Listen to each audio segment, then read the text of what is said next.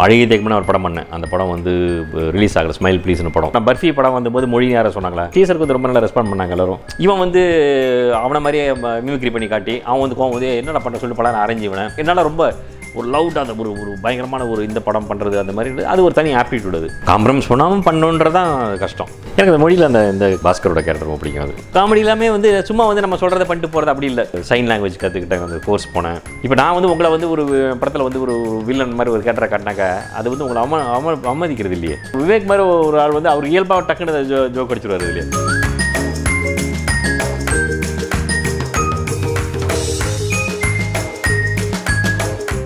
In this episode of Behind Matthews with Madhavan, we have director Radha Mohan with this. வணக்கம். வணக்கம் கூடவே சேர்த்து நன்றி சொல்லணும்னு ஆசைப்படுறேன். எவ்வளோ படங்கள் வந்து காமெடி ஜானரில் வருது, ஹியூமர், பட் அது வந்து ரொம்ப ஹார்ஷான ஹியூமராக இருக்கும். இந்த மாதிரி படங்கள் வந்துட்டு இருக்கும்போது உங்களோட படங்களில் ரொம்ப தரமான ஹியூமர், உங்களோட ஹியூமர் சென்ஸ்க்காகவே நான் நன்றி சொல்லிக்கிறேன். தேங்க்யூ. ஸோ இந்த ஹியூமர் சென்ஸோட ஸ்டார்டிங் பாயிண்ட் நீங்க இப்படிதான் ரொம்ப நியாயமான ஒரு நேர்கோட்டில் தரமான ஹியூமர் தான் டெலிவர் பண்ணணும்னு எப்போ முடியும்? எந்த ஒரு இதுலேயும் அதாவது ஒரு அசனேட்டராக இருந்து டேரக்டர் ஆகி வர்றது ரொம்ப ஒரு கஷ்டமான ஒரு போராட்டமான காலம். அது அந்த காலகட்டத்தில் எல்லாமே ரொம்ப எவ்வளவு ஏமாற்றங்கள் எவ்வளவு நடந்தாலும் வந்து அது அப்படியே ஒரு இயல்பாக ஒரு சிரிச்சிட்டே கடந்து போகிற மாதிரி ஒரு விஷயம் எனக்குள்ளே இருந்தது போல இருக்குது. அதுதான் வந்து வருது அப்படி சொல்கிறாங்க. ஆமாம், கண்டிப்பாக. மற்றபடி எங்கள் ஃப்ரெண்ட்ஸ் சர்க்கிளில் நாங்கள் எப்படி இருப்போமோ இந்த மாதிரி ஒரு ஹியூமர் இருக்குமோ அந்த மாதிரி தான் வந்து தொடர்ந்து எனக்கே வந்து பிடிக்காது. ஒருத்தர் திட்டிக்கிட்டே இருந்த ஒருத்தர் மட்டப்படுத்தி பேசுறது, அந்த ஒருத்தருடைய உருவத்தை கிண்டல் பண்ணி ஹியூமர் பண்ணுறது, அது எனக்கே வந்து ஜெனரலாக பிடிக்காது சினிமாவில். அதெல்லாம் ஒரு இயல்பான நகைச்சுவை அது லைஃப்பில் அப்படி இருக்கணும். அந்த மாதிரி ரீசெண்ட் டைம்ஸில் தமிழ் சினிமா பொறுத்த வரைக்கும் அந்த மாதிரி ஹியூமர் நிறைய ஆயிடுச்சு. அது ஒரு ட்ரெண்ட். அது ஓகே. படங்கள் பார்க்கும்போது உங்களுக்கு என்ன தோணும்? உடனே அதுலேயே கூட சில விஷயங்கள் வந்து சில கட்டுக்குள்ளே இருக்கும்போது கொஞ்சம் சிறிய ரசிகரமாக தான் இருக்கும். அது சமயங்களில் வந்து அதை மட்டுமே நம்பி கொஞ்சம் ஓவராக போகும்போது எதுக்கு அப்படி மாதிரி தோணும், அவ்வளோதான். மற்றபடி வந்து பிருந்தாவனம் பற்றி கண்டிப்பாக பேச போகிறோம். பட் அதுக்கு முன்னாடி எனக்கு 2 கேள்வி இருக்கு. பயணம் படத்தில் இந்த ஷைனிங் ஸ்டார் கேரக்டர் அது ஸ்கெச் பண்ணும்போது பர்சனல் ஆளுங்கள் நீங்கள் பார்த்து சந்தித்து ஏன் அப்படிலாம் இருக்காங்க அப்படின்னு நிஜ மனிதர்களை வைத்து எழுதிய கேரக்டர் அது அப்படின்னு இல்லை. அதாவது ஜென்ரலாக ஒரு அது வந்து அவற்றோட ஒரு காமெடி இருக்காது. பட் நீங்கள் சொன்ன மாதிரி அந்த சில தாக்கங்கள் இருக்கும். நம்ம கேள்விப்பட்ட சில சம்பவங்கள், நம்ம பார்க்குற சில சம்பவங்கள், இவங்கெல்லாம் ஏன் இவ்வளோ தூரத்துக்கு தன்னை பற்றி நினச்சிக்கிறாங்க அப்படின்ற மாதிரி சில பேர் மேலே உள்ள ஒரு நீங்கள் சொன்ன மாதிரி ஒரு ஆதங்கம் எல்லாம் கலந்து தான் அந்த கேரக்டர். அது நிறைய பேர் கேட்டாங்க அந்த படம் வந்தப்புறம், இது யார், இது யார் மைண்டில் வச்சு பண்ணீங்கன்னு நிறைய பேர் கேட்டாங்க. யாரும் பர்டிகுலராக அப்படி இல்லை. அது இந்த மாதிரி சினிமாவில் இருக்கிற தேவையில்லாத சில இமேஜ் பில்டிங் எக்ஸசைஸ் அந்த மாதிரி சில விஷயங்கள் இருக்கு இல்லையா, அதை வந்து அதோட வெளிப்பாடு தான் நினைக்கிறேன் அந்த கேரக்டர், வேற ஒன்றும் இல்லை. உப்பு கருவாடு படத்தில் ஜோசியம் ஜாதகம் அதெல்லாம் பேஸ் பண்ணி நிறைய முடிவுகள் எடுக்கப்படும். உண்மையாகவே இன்னும் அப்படி நடந்துகிட்டு இருக்கா? நிறைய நடக்குது. அது வந்து ஜோசியம் ஜாதகம்ன்றது வந்து அதாவது எந்த காலத்துலேயும் வந்து அது கம்மியாயிடுச்சு, முந்தி இருந்தோட இப்போ கம்மியாயிடுச்சுன்னு நீங்கள் சொல்லவே முடியாது. அது வந்து அதிகமாகிட்டு தான் இருக்குது. கொஞ்சம் நிறையா நான் சினிமாவில் மட்டும் இல்லை, கொஞ்சம் நிறையா வந்து இந்த அதாவது ஒரு பணத்தை இன்வெஸ்ட் பண்ணி ஏதோ ஒரு விஷயத்தை நம்பி ஒரு தனி மனிதர் தன் பணத்தை இன்வெஸ்ட்மெண்ட் பண்ணுற விஷயங்கள் எல்லாமே இந்த மாதிரி அதீத நம்பிக்கைகள் வந்து நிறையா தான் வளர்ந்துட்டு தான் இருக்குது. அது ரொம்ப அது இன்றைக்கும் இருக்குது. என்ன மாதிரி விஷயங்கள்லாம் அது அதோட இன்ஃப்ளூயன்ஸ் இருக்குன்னு நினைக்கிறீங்க? இல்லை, அது வந்து அது சில பேர் அந்த சில ஆஸ்தான ஜோசியர்கள் வச்சுருப்பாங்க இல்லையா, அவங்க வந்து இவங்க மேலே இருக்கிற கண்ட்ரோல் வந்து நம்மளால் நம்பவே முடியாது. அது நான் பேரெல்லாம் சொல்ல விரும்பல. நான் சில பேரை நான் பார்த்துருக்கேன், கேள்விப்பட்டிருக்கேன். அது வந்து ரொம்ப ஒரு அமேசிங்காக இருக்கும். அது அதாவது அந்த நபர் வந்து ஒரு தனக்குன்னு தனி செல்வாக்கோட தனக்குன்னு எல்லா விதத்துலேயும் வந்து ஒரு செல்ஃப் சஃபிஷியண்டாக இருப்பார். ஆனாலும் வந்து இந்த மாதிரி விஷயங்களுக்காக யாரோ ஒருத்தர்கிட்ட வந்து கிட்டத்தட்ட ஒரு அடிமைப்படுத்த மாதிரி இருப்பாங்க. அவங்க சொல்கிறது தான் கேட்பாங்க, அவங்க என்ன சொன்னாலும் கேட்பாங்க. அது அந்த மாதிரி நிறைய பேர் பார்த்துருக்கேன்னா அது இருக்குது. படங்கள் மிஸ் ஆகிருக்கு அதனால எனக்கு அந்த மாதிரி மிஸ் ஆனச்சு. இப்போ பேசிக்கலி வந்து இப்போ நான் அது இந்த காரணத்துக்காக மிஸ் ஆச்சான்னு தெரியாது எனக்கு. பட் இன்னும் இந்த ஒரு ஆன்டி சென்டிமெண்ட் அப்படின்ற ஒரு இதை நான் கடந்து வந்திருக்கேன். பிகாஸ் நான் அழகிய தேக்கம்னு ஒரு படம் பண்ணேன். அந்த படம் வந்து ரிலீஸ் ஆகலை. ஸ்மைல் ப்ளீஸ்னு படம் ஃபர்ஸ்ட் காப்பி வரைக்கும் எடுத்து ரிலீஸ் ஆகலை. ஸோ அதுக்கப்புறம் வந்து ஒரு இடைப்பட்ட காலம் வந்து நான் வந்து திருப்பி மறுபடியும் வந்து என்னோடய முயற்சியை தொடரும்போது அந்த விஷயங்களை கொஞ்சம் ஃபேஸ் பண்ணியிருக்கேன். சில பேருக்கு வந்து நான் சொல்கிற கதைகள் பிடிச்சிருக்கும், பட் இருந்தாலும் வந்து முதலோட நின்று போச்சு அப்படின்ற ஒரு ஆன்டி சென்டிமெண்ட் இருக்கும் இல்லையா, அது நான் அனுபவிச்சிருக்கேன் நிறையா. மற்றபடி இந்த ஜோசி ஜாதகம் வந்து என் ஃப்ரெண்ட்ஸுக்கு நிறைய பேர் நடந்திருக்கு. அஃப்கோர்ஸ் என்னுடைய இதில் நடந்திருக்கா எனக்கு தெரியாது, யாராவது அதை வச்சு இது பண்ணாங்களா எனக்கு தெரியாது எனக்கு. பட் எப்படி பார்ப்பாங்க எனக்கு தெரியாது. ஆனால் சில தயாரிப்பாளர் ஓப்பனாக வந்து இது மாதிரி கதை சொல்கிறவங்கள்ட்ட வந்து அவங்கள ஜாதகத்தை வாங்கி இது பண்ணுறவங்களும் இருந்திருக்காங்க கண்டிப்பாக. பிருந்தாவனம் படத்தோட டீசர் போஸ்டர்ஸ்லாம் பார்த்த பிறகு ஒரு கேள்வி ஒன்று எழுந்தது, இது மொழி மாதிரியே இருக்கு, இது வந்து பர்ஃபி மாதிரியே இருக்கு. அந்த மாதிரி கேள்விகள்லாம் கேட்ட உடனே கமெண்ட்ஸ்லாம் வந்த போது அதுக்கான ரெஸ்பான்ஸ் என்னவா இருந்தது? ரொம்ப அதாவது இந்த டீசருக்கு ரொம்ப நல்ல ரெஸ்பான்ஸ் இருந்தது ஆடியன்ஸ் மத்தியில். அது சில பேருக்கு அந்த மாதிரி தோணும், ஒரு டீசர் பார்க்கும்போது தோணும் இல்லையா, அது மாதிரி உடனே பர்ஃபி அப்படிம்பாங்க. அப்போ நான் பர்ஃபி படம் வந்தபோது மொழி யாரை சொன்னாங்களா இல்லையா, அங்கேயும் போகணும்ல. ஸோ அது இது மாதிரி வராங்க, படம் பார்த்தாக்கா அது வந்து ஓகே அவங்களுக்கு தெரிஞ்சிருப்போது, இது வேற கதை அப்படின்னு தெரிஞ்சிருப்போது, அந்த நம்பிக்கை எனக்கு இருக்குது. மற்றபடி வந்து அந்த டீசருக்கு வந்து ரொம்ப நல்லா ரெஸ்பாண்ட் பண்ணாங்க எல்லாரும். அந்த ஒரு ஃபீல் குட் ஃபேக்டர் இருக்குது அப்படின்னாங்க. அது நான் எதுக்காக அந்த டீசர் பண்ணோம் அது வந்து எனக்கு கன்வே ஆகிடுச்சு. அது ஃபீல் குட் ஃபேக்டர் பற்றி தான் அடுத்து பேச போகிறோம். ரொம்ப லவுடான படங்கள் வந்து எல்லாத்துலேயுமே லவ் தான், காதல்னாலும் அதையும் சத்தமாக தான் சொல்லணும், ஹியூமர்லாம் முன்னாடியே பேசுன மாதிரி சத்தம் தான், எல்லாத்துக்கும் ரொம்ப லவுடாக வந்துட்டு இருக்கும்போது ரொம்ப இதமான ஒரு விஷயம். ஈவன் ஒரு ஃப்ளைட்டை ஹைஜாக் பண்ணுறாங்க, அதுவும் அதுக்குள்ளே ஒரு சின்ன மெலோட்ராமா, சென்டிமெண்ட்ஸ், இமோஷனல் உங்களுக்கு இல்லை. அது நான் ஏற்கனவே சொன்ன மாதிரி அது நேச்சுரலாக வர்றது தான். அது இப்போ பயணம் மாதிரி ஒரு இதுலேயும் வந்து அது சில பேர் என்ன ஒரு இந்த மாதிரி ஒரு இதில் எப்படி இந்த மாதிரி ஹியூமர்லாம் பண்ண முடியும் போது ஆக்சுவலாக அப்படி தான் நடந்திருக்கு அந்த காந்தகார் இதில். நீங்கள் பார்த்தீங்கன்னா அந்த அதுக்காக நிறைய ரெஃபர் பண்ணேன் நான். அந்த காந்தகார் இன்சிடென்ட், அந்த ஃப்ளைட்டு ஹைஜாக் இன்சிடென்ட்டு நான் ஃப்ளைட்டுக்குள்ளே காமிச்சேன் இல்லையா, அந்த பேசஞ்சர்ஸ்குள்ளே இருக்கிறது இது, அது வந்து இதை விட நிறைய நடந்திருக்கு. ஏன்னா ஒரு நாள் 2 நாள் ஓகே, அதுக்கப்புறம் எவ்வளோ நாள் பயந்துகிட்டே இருக்க முடியும். அதுக்கப்புறம் அவங்கவுங்க வந்து இல்லை ஏதோ ஒன்று சின்ன சின்ன ஆக்டிவிட்டிஸ் பண்ண ஆரம்பித்தாங்க. அப்படியே இந்த மிமிக்ரி பண்ணுறது அதெல்லாமே ஆக்சுவலாக நடந்தது தான். அது அதில் ஒரு மிமிக் ஆர்டிஸ்ட் அவன் வந்து அந்த ஹைஜாக்கர் மாதிரியே ஒருத்தர் வந்து மிமிக்ரி பண்ணியிருக்கான். அவன் வந்து அவனை அடிச்சுட்டு இருக்கிறான். இந்த சின்ன பசங்க வேலை இந்த மாதிரி நடந்திருக்கு. இது எப்படி நம்ம அதாவது நம்ம சொன்னால் நம்ப மாட்டாங்க, ஆனால் நிஜமாக நடந்திருக்கு. ஆமாம், இவன் வந்து அவனை மாதிரியே மிமிக்ரி பண்ணி காட்டி அவன் வந்து கோவம் வந்து என்னடா பண்ண சொல்லி படம் அரைஞ்சி அவன் இவன் வந்து கோவிச்சுக்கிட்டு அப்புறமா அவன் வந்து ஓகே சாரி அப்படிலாம் சொல்லி இந்த மாதிரிலாம் நடந்திருக்கு நிறையா. ஸோ ஒரு 2 நாள் 3 நாளைக்கு போனதுக்கப்புறம் என்ன பண்ண முடியும், எல்லாருமே வந்து ஒரு படபடப்பு இருக்கும். But still life has to கோன்ற மாதிரி எல்லாருமே இந்த மாதிரி சின்ன சின்ன விஷயங்களை வந்து பண்ண ஆரம்பிச்சாங்க. அந்த மாதிரி எனக்கு அது இயல்பாகவே அமைஞ்சுது. பட் எனக்கு அதான் சொன்ன மாதிரி எனக்கு என்னால் ரொம்ப ஒரு லவுடாக அந்த ஒரு பயங்கரமான ஒரு இந்த படம் பண்ணுறது அந்த மாதிரி அது ஒரு தனி ஆப்டிடியூட். அது எப்படி எல்லாராலையும் வந்து ஒரு காமெடி படம் பண்ண முடியாதோ, எப்படி எல்லாராலையும் வந்து ஒரு பெரிய இந்த மாதிரி இப்போ ஒரு பாகுபலி மாதிரி ஒரு ரோபோ மாதிரி ஒரு ஃபுல்லாக வந்து சிஜி ஓரியன்டாக அந்த மாதிரி படங்கள் இப்போ எல்லாருக்குமே வரும். அந்த மாதிரி தான் இதுவும் இது எனக்கு வருது, நான் பண்ணுறேன் நான், அவ்வளோதான். பட் அதுக்காக வந்து லவுடான படங்கள்னாக்கா அதுவும் சில படங்களுக்கு அது தேவைப்பட்டதுனாக்கா அது பண்ணலாம். அது நிச்சயமாக பெரிய வெற்றி அடைஞ்சிருக்கு அந்த மாதிரி படங்களும். உங்களோட படங்கள் ஒரு இடத்துல நடக்குதுன்னு வச்சுக்கோங்க, ஒரு ஊரில் நடக்குது, அந்த ஊரோட மனிதர்களை பார்க்குற மாதிரியே இருக்கு, வெரி ரியலிஸ்டிக். நீங்கள் எக்ஸ்ட்ராக்ட் பண்ணுறீங்க பெர்ஃபார்மன்ஸ், அது வேறு விஷயம். பட் நீங்கள் அந்த ஊருக்கே போய் உட்காந்து கதை எழுதுறது அந்த மாதிரி ஏதாவது? அந்த மாதிரிலாம் எதுவும் கிடையாது. அந்த மாதிரிலாம் எதுவும் கிடையாது. இப்போ பொதுவாக என்னோட வந்து இப்போ எங்கே நடந்தாலும் வந்து நான் வந்து ஒரு வட்டார வழக்கு யூஸ் பண்ணதில்லை. ஏன்னா ஒரு யூனிவர்சலாக இருக்கணும்னு நினைக்கிறேன் நான். அதை ஒரு குறுகிய வட்டாரத்துக்குள்ளே அடைச்சி அந்த மாதிரி ஒரு இது எனக்கு இன்னும் ஏற்படலை. ஸோ அதாவது நம்ம கதையே வந்து வாழ்க்கையை ஓட்டி அமைஞ்சிருக்கு அப்படிங்கும்போது எல்லாமே கொஞ்சம் ரியலாக தான் இருக்கும்.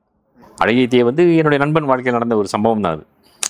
இந்த மாதிரி தெரிஞ்ச ஒரு பொண்ணுக்காக உதவி பண்ண போய் ஒரு சிக்கலில் மாட்டிக்கிற ஒருத்தன் அப்படின்றது அதில் ஒரு சின்ன பிட்டு தான் அவன் லைஃப்பில் நடந்த ஒரு விஷயம். ஒரு நாள் என்கிட்ட காமெடியை சொல்லிட்டு இருந்தான். அப்போ எனக்கு நல்லா இது மச்சி இதை வச்சு நான் ஒரு கதை பண்ணிக்கிறேன் அப்படின்னு கேட்டேன் நான். பண்ணிக்க அப்படின்னா அதுக்கப்புறம் அதை வந்து டெவலப் பண்ணது.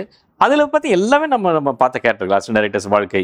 அது இன்றைக்கி எல்லாரும் சொல்கிறாங்க இந்த உதவி இயக்குனர் வாழ்க்கையை வந்து ரொம்ப ஒரு ரியலாக காட்டின படம் அது அப்படி சொல்லிட்டு. அது காரணம் வந்து நிஜமாக ரியல் மனிதர்கள் எல்லாமே வந்து அதை நான் வாழ்ந்த வாழ்க்கை, நான் பார்த்த வாழ்க்கை அதை தான் இருக்குது. அதனால தான் இப்போ மொழின்னு பார்த்தீங்கன்னாக்கா வந்து அந்த மாதிரி ஒரு பொண்ணு எங்கள் காலனியில் இருந்தா சின்ன வயசில் ஸ்கூல் படிக்கும்போது அவள் வந்து அப்படி இருப்பா. பட் ரொம்ப சந்தோஷமாக இருப்பா. அவள் பாட்டு போய்ட்டு அப்போல்லாம் தோணும் இவன் எப்படி இவரோட உலகம் எப்படி இருக்கும் அப்போல்லாம் தோணும்.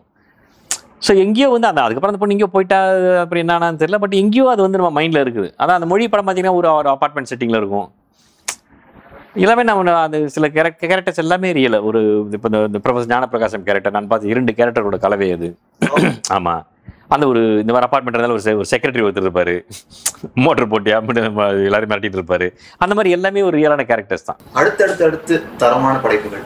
ஸோ தரமான படைப்புகள் கொடுக்கணும்னு நீங்கள் கான்சியஸாக முடிவெடுக்கலன்னு சொல்கிறீங்க. பட் இருந்தாலும் தரமான படைப்புகளை வந்து ஸ்க்ரீனுக்கு கொண்டு வரதுல ஏதாவது கஷ்டங்கள் இருக்கா? காம்ப்ரமைஸ் பண்ணாமல் பண்ணணுன்றதான் கஷ்டம்.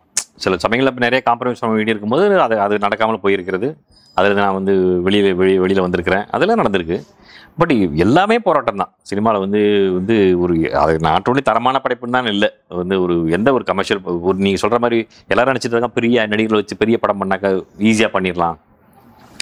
அதில் ரொம்ப கஷ்டம். அது அவ்வளோ பெரிய நடிகர் ஒருத்தர் இருக்காரு, அவரோட இமேஜை நம்ம எப்படி கரெக்டாக நம்ம வந்து ப்ரொஜெக்ட் பண்ணணும், அவரோட ஃபேன்ஸ் எப்படி நம்ம வந்து சாட்டிஸ்ஃபை பண்ணணும், அவர் சொல்கிற வார்த்தைகள் நம்ம எவ்வளோ கவனமாக இருக்கணும், நிறைய கவனம் எடுத்து பண்ண வேண்டிய விஷயம். அவங்க அந்த மாதிரி படங்கள் மட்டும்தான் ஜெயிச்சிருக்கு அதுன்னு பார்த்தீங்கன்னாக்க. ப்ளஸ் அது ரொம்ப ரிஸ்க் ரொம்ப அதிகம். அதில் எல்லாரும் நினைச்சாங்க பெரிய நடிகர் கால்ஷீட் கொடுத்துறாரு, நம்ம லைஃப் வந்து செட்டில் அப்படின்னு நினச்சிக்கிறாங்க. அப்படி பெரிய ரிஸ்க் அது. இப்போ எனக்காவது நான் ஒரு படம் பண்ணுறேன் சரியாக போகல அப்படின்னா கூட அந்த படத்துக்கான ஒரு பேராது கிடைக்கும். அது வந்து நீங்கள் சரியாக போகலன்னு வச்சுங்க, இன்னும் இவ்வளோ பெரிய நடிகரை வச்சு இவர் வந்து ஒன்றும் பண்ண முடியல இவருன்னா. ஆமாம், அந்த மாதிரி ரொம்ப பெரிய ரிஸ்க் அது. அது மாதிரி எல்லாமே ஒரு ஆப்டிடியூட் தான் அது. இப்போ நீங்கள் சொன்னீங்க இல்லையா, பெரிய நடிகர்கள் வச்சு படம் பண்ணுறது ஒரு ஹார்ட் ரிஸ்க்லாம் இருக்குது. ஆமாம் ஆமாம், அது பெரிய விஷயம் அது. ஆமாம், கண்டிப்பாக. தவிர்த்துருக்கீங்களா? இல்லை நான் அது மாதிரிலாம் தவிர்த்ததெல்லாம் ஒன்றும் கிடையாது. ஆமாம்மா, இப்போ என்னோட அதை சொன்ன மாதிரி இப்போ நான் வந்து ஒரு பெரிய நடிகர் வச்சு பண்ணேன் அப்படின்னாக்கா வந்து ஒரு கதை இருக்கும், ஒரு கேரக்டர் இருக்கும். ஸோ அதுக்கு அவங்க வந்து வந்தாங்கன்னா பண்ணலாம், இல்லாட்டி வந்து நான் பண்ண முடியாது. எனக்கு அது வராது எனக்கு. அது ஸோ அது வராத பட்சத்தில் வந்து அது ஒரு தனி ஒரு கலை, அது ஒரு தனி ஒரு ஆப்டிடியூடும் போது நம்ம வந்து எல்லாமே நமக்கு தெரியுன்ற மாதிரி போய் இறங்குறது அர்த்தம் இல்லை. நீங்கள் எழுதின கேரக்டர்ஸ்லேயே உங்களுக்கு இப்போவும் நினச்சா ரொம்ப சந்தோஷமாக இருக்கு கேரக்டர், சூப்பராக எழுதிக்கணும், ரொம்ப நல்ல ஒரு கேரக்டரைசேஷன்.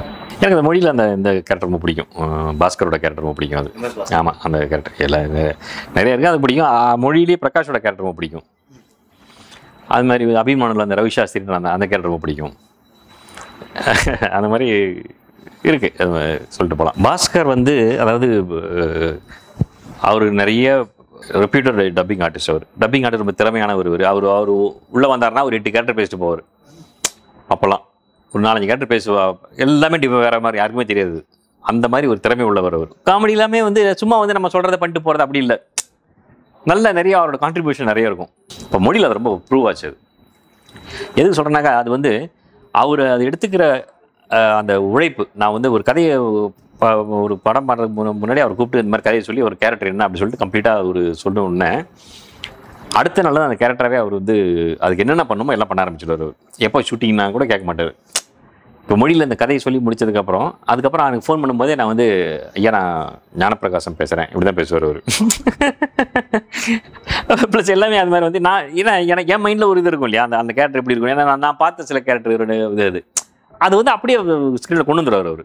நான் அந்த மாதிரி நடிகர்கள் வந்து ரொம்ப சந்தோஷமாக நம்ம ஒர்க் பண்ணுறது. நமக்கு சில சமயங்களில் 11 மணிக்கு ஃபோன் பண்ணி ஏதாவது ஓட்டி கேட்பார் நைட்டு, ஷூட்டிங்கே போயிருக்க மாட்டோம் இன்னும். ஐயா அந்த கேரக்டரில் அப்படி தான் கேட்பார் அவர், இன்னும் ஷூட்டிங்கே போனீங்க. அதனால அந்த ஒரு ஆர்வம் வந்து அது இட்ஸ் வெரி இன்ஃபெக்ஷஸ், நமக்கும் அது ஒட்டிக்கும். அது அதே மாதிரி இந்த படத்தில் பிருந்தாவனம் படத்தில் விவேக் அவர்கள் வந்து டீசர் பார்க்கும்போது தெரியுது ஆக்டராகவே வராங்க. ஆமாம் ஆமாம் ஆமாம். இல்லை அது இது கதை என்ன அப்படின்னாக்கா, இந்த மாதிரி ஊட்டியில் இருக்கிற ஒரு காது கேட்க முடியாத வாய் பேச முடியாத ஒரு இளைஞன். அவன் வந்து அங்கே இருக்கிற ஒரு சலூனில் ஒர்க் பண்ணுறவன். அவனோட உலகம் ரொம்ப சின்னது. அவன் குடியிருக்கிற அந்த ஏரியா, அந்த ஊட்டிலாம் அட்டின்னு சொல்லுவாங்க, வரிசையாக பக்கத்தில் வீடுகளாக இருக்கும், அப்படி அந்த ரொம்ப அழகாக இருக்கும் பார்க்குறதுக்கு. அந்த மாதிரி ஒரு ஏரியாவில் இருக்கவன். அந்த ஏரியாவில் எல்லாருக்குமே சின்ன வயசுல அங்கேயே இருக்கிறவன், எல்லாருக்குமே பிள்ளை மாதிரி அந்த மாதிரி இருக்கிற பையன். அவனோட ஒரே பொழுதுபோக்கு வந்து டிவியில் இந்த காமெடி சேனல் பார்த்துட்டே இருப்பான் எப்போவும், இல்லாட்ட அந்த காமெடி டிவிடி. அவனுக்கு காது கேட்டாலும் அதை வச்சு அந்த லிப் ரீடிங் வச்சு புரிஞ்சுக்கிட்டு அது ரொம்ப ஆச்சரியம். நான் இதெல்லாம் நேரில் பார்த்த விஷயம் தான் அது. இதெல்லாமே அவங்க டிவிலாம் நல்லா பார்க்குறாங்க சந்தோஷமாக. நம்மளே நினச்சிட்டு இருப்போம் அவங்கெல்லாம் முடங்கி போய் அப்படி இருப்பாங்க. நம்ம எப்படி டிவி பார்க்குறோமோ மியூசிக்கே இல்லாமல் டான்ஸ் ஆடுறாங்க. என்கிட்ட வீடியோ கூட அப்புறமா காட்டுறேன் உங்களுக்கு நான்.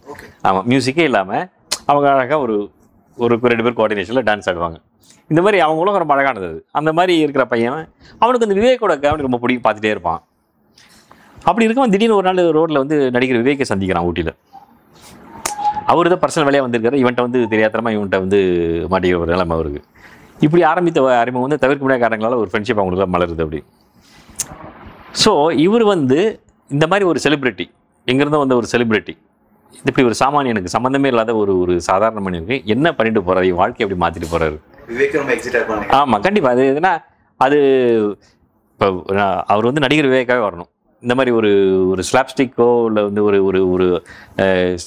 இப்போ ஒரு காமெடி ட்ராக்னு போது அதுக்கு லாஜிக்கலாக அது தேவையில்லை, என்ன பண்ணலாம். இது அப்படி பண்ண முடியாது. என்ன பண்ணாலும் விவேக்கிட்ட மனிதர் இப்படி பண்ணுவாரா நம்ம யோசிக்க வேண்டியிருக்கோம் இல்லையா. ஸோ அந்த ஒரு ரெஸ்ட்ரிக்ஷன் கொஞ்சம் இருந்தது. நிச்சயமாக ரசிகர்களுக்கு வந்து அவருடைய நடிப்பு இன்னொரு பரிமாணம் வந்து இந்த படத்தில் கண்டிப்பாக வந்து தெரிய வரும். அது ரொம்ப ஒரு ஸ்பெஷல் கேரக்டர் அது. அது எப்பவும் எல்லாருக்கும் அமையாதது. அந்த மாதிரி ஒரு விஷயம் அவரே வந்துட்டு போகிறதுன்றது இருக்குல்ல. அது இப்போ உங்கள்கிட்ட பேசும்போது நீங்கள் சொல்கிறீங்க காது கேட்க முடியல அப்படின்னா, வாய் பேச முடியல அப்படின்னா, இயல்பாக டிவி பார்க்குறாங்க, சந்தோஷமாக டான்ஸ் ஆடுறாங்க, மியூசிக் கேட்குறாங்க அப்படின்ட்டு. இந்த மாதிரி பல பிரச்சனைகள் இருக்கும்போது கூட சின்ன சின்ன நல்ல விஷயங்களை நோட் பண்ணுறது எங்கேருந்து ஆரம்பிச்சிருக்கீங்க? இல்லை இப்போ சொல்லி கொடுத்தீங்கன்னா ரொம்ப ஹெல்ப். இல்லை நான் சொன்ன மாதிரி வாழ்க்கையில் நம்ம ரொம்ப ஸ்ட்ரகிளில் இருக்கும்போது, இப்போ நான் ஒரு ப்ரொடியூசரை பார்க்க போகிறேன், அவர் வந்து ரொம்ப கேவலமாக பேச ஆரம்பிச்சிட்டார் நம்மளை. இதெல்லாம் ஒரு கதையாக தம்பி, இதெல்லாம் நிறைய நடக்கும். அது நம்ம பெரிய காவியம்னு நினச்சிட்டு இருக்க கதையெல்லாம் அப்படி கேஷுவலாக வந்து ஊதி தள்ளுவாங்க சில பேர். ரொம்ப வருத்தமாக உடஞ்சி பேர் பண்ணுவான். அதுதான் சொல்ல வரேன் நான். இதெல்லாம் ஒரு கதையாக தம்பி, இதெல்லாம் மனுஷன் பார்ப்பான மாதிரி எவ்வளோ பேர் சொல்லுவேன். அது வெளியே வந்து நண்பர்கள்ட்ட வந்து நம்ம அதை ஒரு ஜோக்காக ஜாலியாக சொல்லிட்டு போனாலும் வெளியே வந்து இல்லாட்டி ரொம்ப உடஞ்சி போவோம். அது ஒரு எரிச்சல் இருக்கும், எல்லாம் இருக்கும். இதெல்லாம் நமக்கு அந்த ஒரு திமிர் இருக்கணும் எப்போவுமே. அவர் இது மாதிரி சொல்ல ஆரம்பிச்சு, அவர் பாவம் அப்படி சொன்னதான் நம்மளால் வந்து சர்வே பண்ண முடியாது, ஏன்னா தொடர்ந்து போக முடியும். அப்படி இப்போ மொழி இந்த பண்ணும்போது நான் வந்து இந்த சைன் லாங்குவேஜ் கற்றுக்கிட்டேன், அந்த கோர்ஸ் போனேன். இந்த மாதிரி நிறைய வரை மீட் பண்ணேன் நாங்கள். ஸோ நிறைய அதுலேருந்து நிறைய எனக்கு இந்த இது கிடச்சிது. அந்த மாதிரி இருக்கவங்க வந்து சமுதாயத்தில் தனியாக வைக்காமல் அவங்கள வந்து நம்மளோட இன்க்ளூசிவ், அதுதான் இப்போ முக்கியம். இன்க்ளூசிவ் அப்படின்றதே தப்பாக புரிஞ்சுக்கிறது தான் சில பேர், நிறைய பேர். இன்க்ளூசிவ் அப்படின்னாக்க உடனே அவங்க வந்து ரொம்ப நல்லவங்க, அவங்க வந்து நல்லது தவிர எதுவுமே செய்ய மாட்டாங்க, சிம்பத்தி, அவங்க வந்து பாவம், அவங்க கிட்ட கெடுதல். இது அப்படி கிடையாது. நம்மள மாதிரியே தான். நம்ம என்னென்ன திருட்டுத்தனம் சின்ன வயசுல பண்ணுவோம் எல்லாம் அவங்களும் பண்ணுவாங்க. நம்மள்ட்ட இருக்கிற வேண்டாத குணங்கள் சில அவங்கள்ட்டையும் இருக்கும். அதுதான் அது நிறைய பேர் வந்து அவங்கள வந்து ஒரு வில்லனா காட்டினாக்க உடனே அவங்கள வந்து நீங்க தப்பா காட்டுறீங்க. அது கிடையாது. இதுதான் ரியல் இன்க்ளூஷன். இப்போ நான் வந்து உங்களை வந்து ஒரு படத்துல வந்து ஒரு வில்லன் மாதிரி ஒரு கேரக்டரை காட்டினாக்க அது வந்து உங்களை அவமதிக்கிறது இல்லையா? அவங்க வாழ்க்கையில நல்லதும் இருக்கும், அவங்களும் எவ்வளோ தப்பு பண்ணியிருப்பாங்க, அவங்ககிட்ட வெறுக்கத்தக்க சில குணங்கள் இருக்கும். இப்படி பல விஷயங்கள் இருக்கு அதில். ஸோ அப்படி கிடைச்ச இன்னொரு விஷயம் தான் இந்த கதை. நீங்கள் வந்து பிருந்தாவனம் மாதிரி ஒரு படத்தை எழுதி முடிக்கும் எப்போது யோசிச்சிருக்கீங்களா இதை நம்ம புக்காக போட்டுருவோம், ஏன்னா ரெஸ்ட்ரிக்ஷன்ஸ் இருக்காது, புக்கான நாவல் மாதிரி சொல்கிறீங்களா? எழுதலாமே, ரொம்ப நல்லா இருக்கு. எழுதலாம். இல்லை சினிமா எடுத்துட்டு அந்த புக்கை விட ஏதாவது ஒரு புக்கு வந்து சினிமா வேணா ரொம்ப சந்தோஷப்படுவேன் நான். எனக்கு அது ரொம்ப ஆசை உண்டு. ஏதாவது ஒரு நாவலை வந்து அடாப்ட் பண்ணி ஸ்க்ரீன் ப்ளே பண்ணி ஒரு படமாக பண்ணணுன்ற ஒரு ஆசை ரொம்ப இருக்குது. அது என்னமோ அதற்கான ஒரு கதை எனக்கு இன்னும் கிடைக்க மாட்டேங்குது. நான் படிக்கிற கதை எல்லாமே ரொம்ப அதை சினிமாவுக்கு ரொம்ப கொஞ்சம் அதை டைல்யூட் பண்ணோம்னாக்கா அந்த இன்டென்சிட்டி அது போயிடும். அந்த எழுத்தாளருக்கும் அந்த கதைக்கும் நம்ம செய்கிற ஒரு அநீதி ஆகிடும். அது டைரக்டர் ராதாமோகன் மிகப்பெரிய சேலஞ்சாக இந்த மாதிரி ஒரு டெஃபினட் கேரக்டர் வச்சு பண்ணும்போது அந்த ஒரு சீன் கன்ஸ்ட்ரக்ட் பண்ணுறதுக்கு ஒரு சேலஞ்சிங்கான விஷயம் தான். ஏன்னா அவங்க என்ன சொல்கிறாங்கன்றதை நமக்கு புரிய வைக்கணும் ஆடியன்ஸுக்கு. ஸோ இப்போ நீங்கள் வந்து இப்போ சாப்பிட்டேன்னு கேட்டிங்கனாக்கா நான் வந்து அதை சாப்பிட்டேன் அப்படி என்னோட பதில் மூலமாக ஆடியன்ஸுக்கு புரிய வைக்கலாம், இல்லாட்டா இன்னொரு கேள்வி மூலமாக ஆடியன்ஸுக்கு புரிய வைக்கணும். ஸோ அது வந்து ரொம்ப கேர்ஃபுல்லாக பண்ண வேண்டிய விஷயம். அதுதான் ஒரு சேலஞ்சிங்கான விஷயம். நான் ஏற்கனவே பண்ணிட்டதுனால எனக்கு கொஞ்சம் ஒரு ஈஸியாக இருந்தது. ஆமாம் இருந்தது. இருந்தாலும் ரொம்ப கவனமாக பண்ண வேண்டிய விஷயம் அது. சில விஷயங்கள் வந்து அது புரியாமல் போனால் கவலைப்படக்கூடாது. அது எங்கேயோ கதை ஓட்டத்தில் வந்து ஆடியன்ஸ் போய் புரிஞ்சுப்பான் அது அந்த நேரத்தில் புரியாது. ஆமாம் அந்த ஒரு இதுவும் அந்த ஒரு தெளிவான முடிவும் எடுக்க வேண்டியிருக்கும். சில சமயம் சொல்லுவாங்க இது எனக்கு புரியல அடிப்பாங்க. ஒரு 4 பேர் பார்த்தா ஒருத்தர் எனக்கு புரியல அடிப்பார், 2 பேர் புரியுது அடிப்பாங்க. இந்த மாதிரி ஒரு கலவையான சில விஷயங்கள் எப்பவுமே நடக்கும் அது சினிமாவில். அது வந்து நம்ம அந்த ஜட்ஜ்மெண்ட் தான் கொஞ்சம் சேலஞ்சிங்கான விஷயம். மற்றபடி வந்து நடிகர்கள் எல்லாருமே வந்து அதாவது இப்போ அருள்நிதி எடுத்துக்கிட்டீங்கன்னாக்க இந்த கேரக்டர் வந்து ஒத்துக்கிட்டதுக்கப்புறம் அப்படியே போய் ஷூட்டிங் போயிட முடியாது, நிறைய ப்ரிப்பேர் ஆகணும். அதுக்கு இல்லைன்னா இப்போ கண்டிப்பாக ஜோவோட வந்து ஒரு அந்த பொண்ணு என்ன அழகாக பண்ணாங்க, இவர் வந்து ஆமாம் கண்டிப்பாக இது. ஸோ அதனால் வந்து கிட்டத்தட்ட ஒரு 1 மந்த் இதே ஆஃபீஸில் இதே இடத்துல வந்து அவருக்கு ட்ரைனிங். அந்த சைன் லாங்குவேஜ்னால் அது எல்லாமே பேசிக்லேருந்து அவங்களுக்கு ஒரு பாடி லாங்குவேஜ் அந்த சிரிக்க எல்லாமே ரொம்ப ஒரு கம்ப்ளீட்டாக ஒரு ட்ரைனிங் பண்ணி அப்புறம் தான் அவர் ஷூட்டிங் வந்தார் அவர். அதே மாதிரி கதாநாயகி தான்யா அந்த படத்துக்கு பண்ணும்போது இது ஒரு புதுமுகம் இருந்தால் நல்லா இருக்கும் அப்படின்னு நினச்சேன் நான். அப்போ நிறைய பேர் பார்க்கும்போது இந்த பொண்ணோட ஃபோட்டோ பார்த்தேன் நான். அப்புறம் கூப்பிட்டு ஆடிஷன்லாம் பண்ணி பார்த்தேன். அந்த பொண்ணு வந்து பரதநாட்டியத்தில் தேர்ச்சி பெற்ற பொண்ணு, நல்ல இந்த முகபாவங்கள் வர்றது வந்து கொஞ்சம் ஈஸியாக இருந்தது. அது இருந்தாலும் வந்து அந்த பொண்ணையும் வந்து டெய்லி ஸ்டூடெண்ட் மாதிரி வரும். அந்த பொண்ணு வருவா ஆஃபீஸ்க்கு வந்து 9:30. ஆமாம் மத்தியானம் 2 to 3 அந்த மாதிரி ஒரு டைம் வந்தாங்கன்னாக்கா மாதிரி டெய்லி ஒரு 3 சீன் கம்ப்ளீட் ரிஹர்சல். இதில் நான் உட்காந்து கம்ப்ளீட் ரிஹர்சல். அப்புறம் வந்து அடுத்த நாள் பண்ண வேண்டிய சீன்லாம் கொடுத்து அனுப்புவேன். டைலாக்லாம் படிச்சுட்டோன்னு சொல்லிட்டு அந்த பொண்ணுக்கு வந்து நைட்லாம் படிச்சுட்டு இந்த மாதிரி ஒரு நல்ல ஒரு ஈடுபாட்டோடு வந்து இது பண்ணாங்க. ஸோ அதனால தான் அந்த பொண்ணுக்கு வந்து பார்த்திங்கன்னா இந்த ஒரு 1 மந்த் முடிஞ்சு ஷூட்டிங் போகும்போது she knew what to do and what not to do ரெண்டுமே கிளீனாக தெரிஞ்சுது. அதனால தான் ரொம்ப ஈஸியாக இருந்தது. இருந்தாலும் வந்து இப்போ பார்த்தீங்கன்னாக்கா இப்போ அருளுக்கு ரொம்ப சேலஞ்சிங்கான விஷயம் என்னன்னாக்கா நம்ம ஸ்கிரிப்ட் ஒன்று எழுதியிருப்போம். இப்போ இவர் ஒன்று கேட்குறாரு, அதுக்கு இவன் இப்படி சைக்கிளில் பதில் சொல்கிறான், அதுக்கு இவர் சொல்கிறாரு அப்படின்னு சொல்லிட்டு. இப்போ விவேக் மாதிரி ஒரு ஆள் வந்து அவர் இயல்பாக டக்குன்னு ஜோக் அடிச்சிருவார் இதுலேயே. அது ரொம்ப அதை மறுக்க முடியாது நீங்கள். அப்படி இருக்கும்போது திருப்பி அதுக்கு ரியாக்ட் பண்ண வேண்டிய ஒரு சுச்சுவேஷன். ஸோ அதுக்கு வந்து என்னதான் ட்ரைனிங் எடுத்தாலும் அங்கே புதுசாக சில விஷயங்களை கற்றுட்டு பண்ண வேண்டிய வருது. இந்த மாதிரி சில அழகான சேலஞ்சஸ்லாம் இருந்தது. ஒட்டுமொத்தத்தில் வந்து நடிகர்கள் இந்த மாதிரி நான் ப்ரிப்பேர் பண்ணி போனதுனால எனக்கு வந்து ரொம்ப ஒரு ஈஸியாக இருந்தது. ரொம்ப நன்றி. 2 விஷயம் ஒன்று சொல்லி ஆசைப்படுறேன். கூடிய சீக்கிரம் வந்து உங்களுக்கு சூப்பரான புக் கையில் கிடச்சி அது நீங்கள் கூடிய சீக்கிரம் அந்த ஒரு நல்ல கேப் இருக்குன்னு சொன்னீங்க இல்லையா? ஆமாம் கண்டிப்பாக பிரேக் பண்ணி ஒரு கண்டிப்பாக அது ரொம்ப ஆசை இருக்கு எனக்கு நடக்கணும்னு. நானே ரொம்ப கண்டிப்பாக. இன்னொரு விஷயம் என்னன்னா, இப்போ எப்படி நீங்கள் சொல்கிறீங்க இன்னைக்கு வருவாங்க, நான் வந்து ஒரு 3 சீன் கம்ப்ளீட் ரிஹர்சல் பார்ப்போம். இந்த ரிஹர்சல் வந்து கடைசி வரைக்கும் உங்களுக்கு டைம், இந்த ஸ்பேஸ் எல்லாம் கிடைக்கும். கண்டிப்பாக அது ரொம்ப முக்கியம் சினிமாவுக்கு. அது ஏன்னா அது மாதிரி பண்ணிட்டு போனதுனால நான் சொன்னபடி வந்து திட்டமிட்டபடி படம் எடுக்க முடிஞ்சுது, அந்த நாட்களில் எடுக்க முடிஞ்சுது, அந்த ஒரு பட்ஜெட் எடுக்க முடிஞ்சுது. எல்லாமே காரணம் வந்து முன்னாடி வந்து நம்மளோட ஒரு ப்ரீ ப்ரொடக்ஷன் ஒர்க்ன்றது ரொம்ப முக்கியம். அது இந்த லிபர்ட்டியோடவே உங்கள் ஜேர்னி கண்டினியூ ஆகும் அப்படின்ற வாழ்த்துக்களோட முடிச்சு. Thank you so much. தேங்க்யூ. நம்மளோட ப்ரீவியஸ் எபிசோடில் ஜோனத்தன் செபாஸ்டியன் அப்படின்றவர் ஒரு கமெண்ட் ஒன்று டைப் பண்ணி அப்படியே போஸ்ட் பண்ணியிருந்தாரு. ஸ்பைடர் மூவி ரிலீஸ் அப்போது எனக்கு வந்து MY சீரீஸில், அதாவது மாத்தியோசி சீரீஸில் கண்டிப்பாக AR முருகதாஸ் அவர்கள் கூட ஒரு டீட்டெயில் இன்டர்வியூ வேணும் அப்படின்னு சொல்லிட்டு உங்களை எதிர்பார்ப்பு இருக்கு பாருங்கள். ரொம்ப நல்லாயிருக்கு. நானும் வெயிட் பண்ணிட்டு தான் இருக்கேன். அது நடந்ததுன்னா ரொம்ப சந்தோஷமாக இருக்கும். முடிஞ்ச அளவுக்கு முயற்சி செய்கிறோம். ஓகே, நன்றி. ஆனால் அதுலேயே மூவி மேனியாக்கு வந்து ஒரு கமெண்ட் போஸ்ட் பண்ணியிருந்தாரு. ரொம்ப சந்தோஷமாக இருக்குது. After very long time Janagaraj அவர்கள் மாதிரி ஒரு எக்ஸ்பீரியன்ஸ் ஆர்டிஸ்ட்டை கேமரா முன்னாடி பார்க்குறோம்.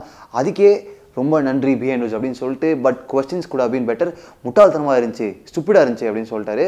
Point noted mister movie maniac. அடுத்த தடவை better questions come. Okay, thank you. As I always say, பாசிட்டிவோ நெகட்டிவோ இந்த எபிசோட் கீழேயும் டக்குன்னு கமெண்ட்ஸ்லாம் பதிவு பண்ணுங்கள். உங்களுக்கு கருத்துக்கள் ரொம்ப முக்கியம். அதுதான் வந்து பெட்டர் வீடியோஸ் டு கம் அப்படின்றத ரொம்ப தைரியமாக என்ன சொல்ல வைக்கும். இப்போவும் ரொம்ப தைரியமாக சொல்கிறேன், better videos to come. Thank you. Behind Woods Gold Medals Award. இந்த அவார்ட் ஃபங்க்ஷன் தமிழ்நாட்டில் நடக்கிற, இன்ஃபேக்ட் இந்தியாவில் நடக்கிற எல்லா அவார்ட் ஃபங்க்ஷனோட ஒரு வித்தியாசமான அவார்ட் ஃபங்க்ஷன் ஏன்னு கேட்டிங்கன்னா, பொதுவாக வந்து ஒரு அவார்ட் ஃபங்க்ஷனுக்கு வந்து ஒரு வருஷத்தில் ரிலீஸ் ஆன எல்லா படத்தையும் சேர்த்து ஒரு ஜூரி பார்த்து அதை அவார்ட் பண்ணுவாங்க, அதை ரேட் பண்ணுவாங்க, ரேட் பண்ணி அவார்ட் கொடுப்பாங்க. பிஹைண்ட் வுட்ஸில் எப்படி வேலை செய்கிறாங்கன்னு எனக்கு தெரிஞ்சுது.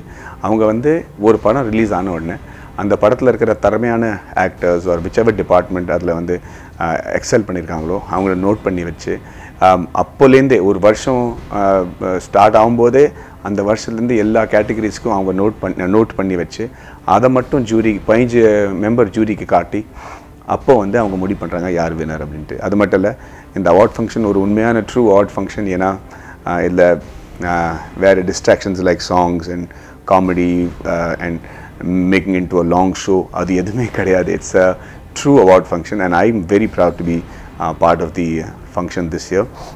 ஒரு அருமையான இன்விடேஷன் கார்டு கூட எனக்கு அமைச்சிருக்காங்க. ஸோ ஐம் இந்த மாதிரி ஒரு ப்ரிப்பரேஷனோ இல்லை இந்த மாதிரி ஒரு dedication, at the same time the glamour with which the award function has been conducted in the last 4 years.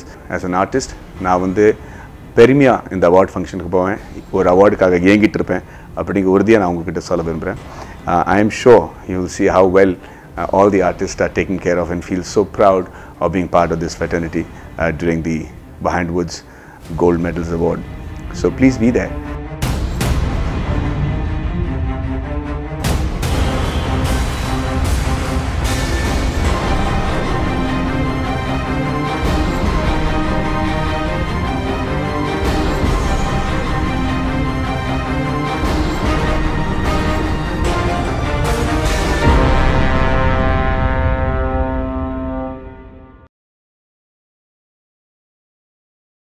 This video is sponsored by Born Genius Notebooks.